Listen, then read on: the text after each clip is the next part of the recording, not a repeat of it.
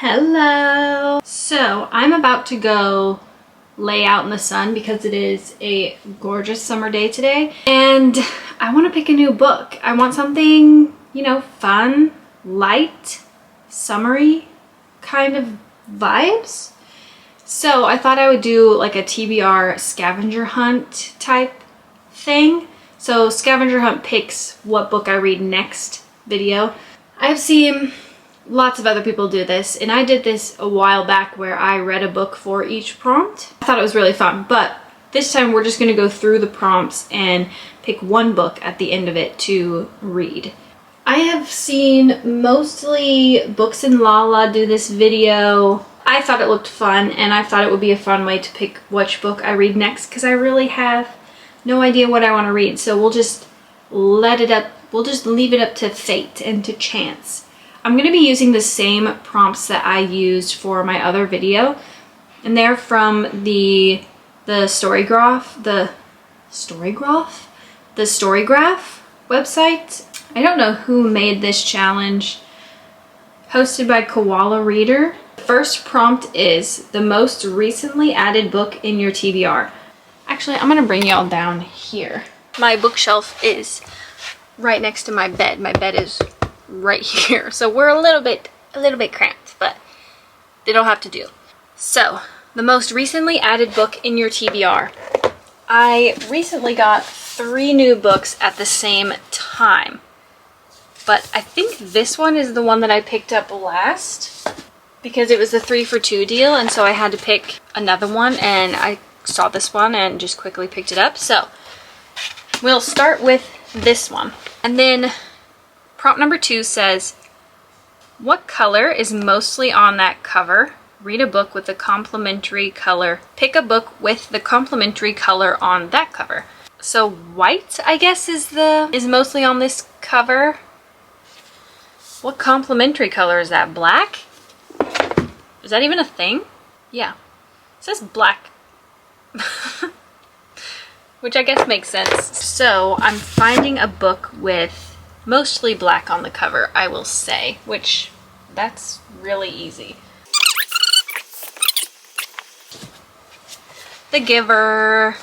I have read this before, but I do want to do a reread of this series because I know that when I read it, I really liked it. I was like maybe 12 at the time when I read this, maybe 15. So I want to read it all again and see if it kind of holds up and if I still really like it. That being said, the next prompt is, what is the most common letter in the title of this book?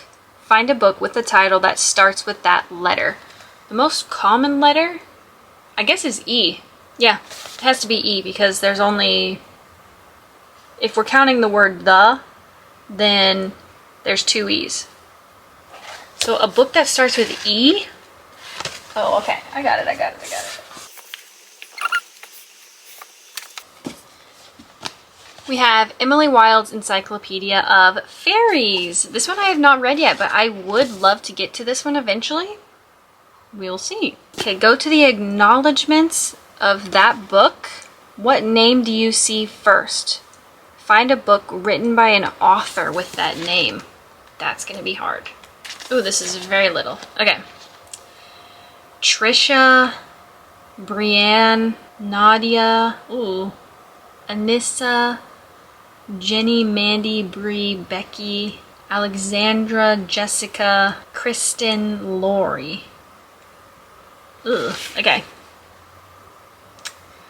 I mean, I guess I have to have something, right? Becky, was that in there? No.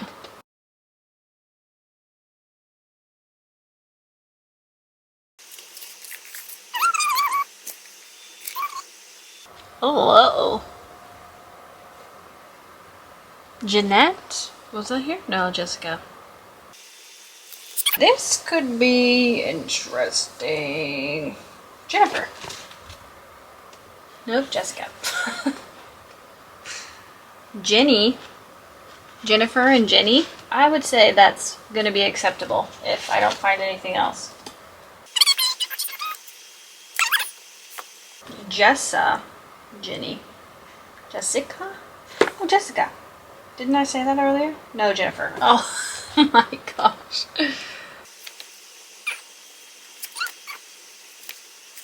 Okay, I'm gonna have to go with Jennifer for Jenny. So here, I'll show you. Jenny Medford, and that would be Loot by Jennifer Thorne. This one I haven't read either, so I kind of would be opposed to reading this now just because it doesn't seem very summary, but I do eventually want to get to it. Go to page 34, line 6. How many words are in that line? Divide that number by 3. That's the amount of words the title of your next book should be. Oh my gosh. Okay, page 34.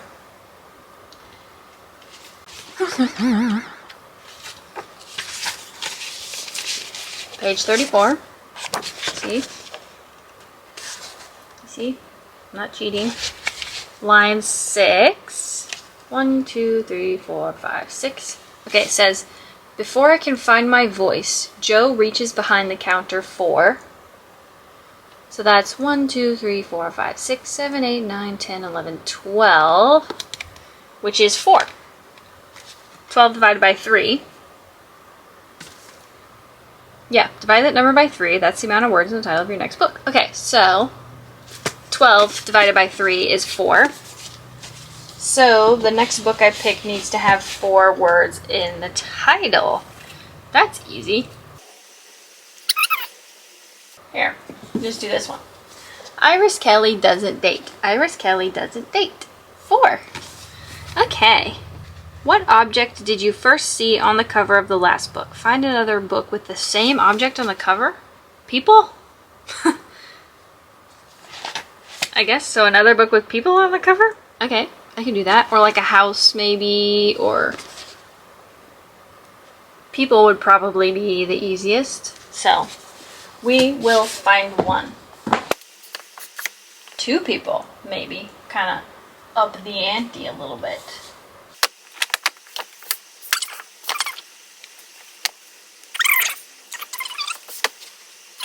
Let's do this one of my favorite. Here we go. One of my favorite Allie Hazelwood's. Check and Mate. Find a book with the same amount of pages as the last book. Okay. Counting the epilogue, I guess. 347. 347.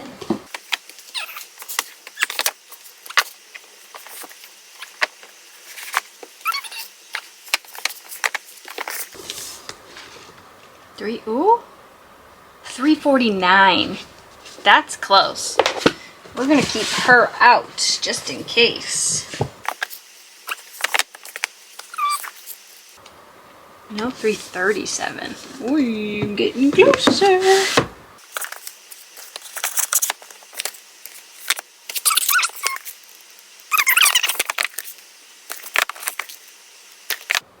All right, The House Across the Lake by Riley Sager. It is, because it has 349, and I think that's as close as we're gonna get for real. Like, that's really, really good. See, don't read too much. It's the last page, especially if you haven't read this book.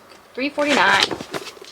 All right, next prompt. Find another book with a title that has the same amount of letters as the last book. Oh my gosh. 1, 2, 3, 4, 5, 6, 7, 8, 9, 10, 11, 12, 13, 14, 15, 16, 17, 18, 19, 20, 21 letters. Ugh.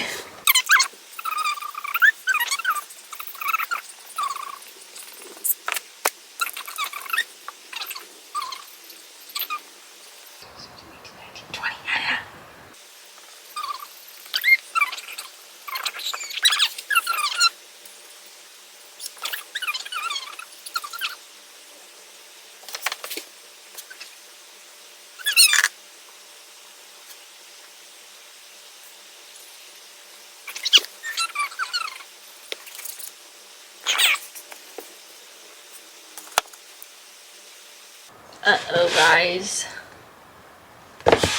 Uh-oh, uh-oh, uh-oh. 21! Yay! A Psalm for the Wild Bill. It's my favorite book of all time. 1, 2, 3, 4, 5, 6, 7, 8, 9, 10, 11, 12, 13, 14, 15, 16, 17, 18, 19, 20, 21. Yes! Okay, perfect. Flip to any page in the book you just read and point to a random word. The next book in that title should have the word in the title. The next book title should have that word in the title. Okay. Random page, word. Panels? No, I don't have that.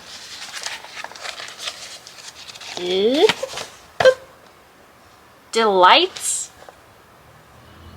I don't have that. No, there's no way I have that. Okay. Another one. Boop. Focus. Ooh, I have that. I have that. Be right back. Stolen focus. Why you can't pay attention. Johan Hari. I'm currently reading this. That's why it was not in this room. This is the last one. Here we go. Find something that really sticks out from the cover of the last book and find a book that has that either in the title or in the cover.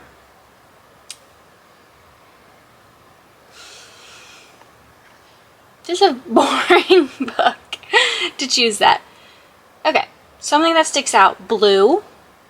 It's very blue. The O is falling.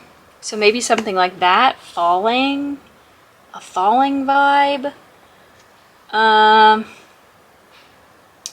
Why you can't pay attention. A really important book. Superb. The book the world needs. Read it and be free. Block letters could potentially work, I guess. I'll see what I can find. And I'm looking for something like summary, right? Because this is the last prompt. So I want this book to be summary and fun and cute.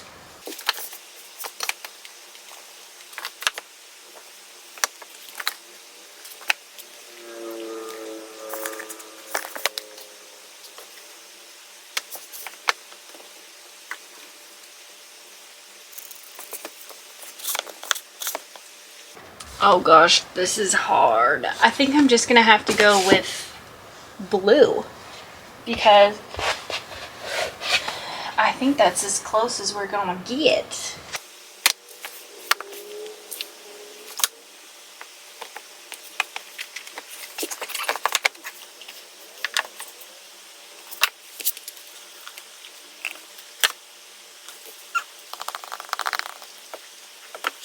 Okay. I'm between these two. I think I'm leaning towards the bell jar just because it's like a closer blue, I would say. It's like a lighter blue than this. And it has circles all over it, right? The blue is like a circle, which this is like the circle is falling or the O is falling, but it's a circle. And it's big block letters, so I think this is as close as we're gonna get for this prompt. But I'm not mad about this. I'm actually very excited. This is set in the summer, so perfect. It says, working as an intern for a New York fashion magazine in the summer of 1953, Esther Greenwood is on the brink of her future. Yet she is also on the edge of a darkness that makes her world increasingly unreal. Esther's vision of the world shimmers and shifts, day to day, living in the sultry city, her crazed men friends, the hot dinner dances. The Bell Jar, Sylvia Plath's only novel, is partially based on Plath's own life. It has been celebrated for its darkly funny and razor-sharp portrait of 1950s society and has sold millions of copies worldwide. A near-perfect work of art, a modern classic. I'm excited. A modern classic. When did it come out? I thought this was pretty old. 1963. Okay. It's short. I think it's going to be sweet. And, well, not sweet, but I think it's going to be, you know, short, sweet, to the point. A good little summer read. So, let's get into it.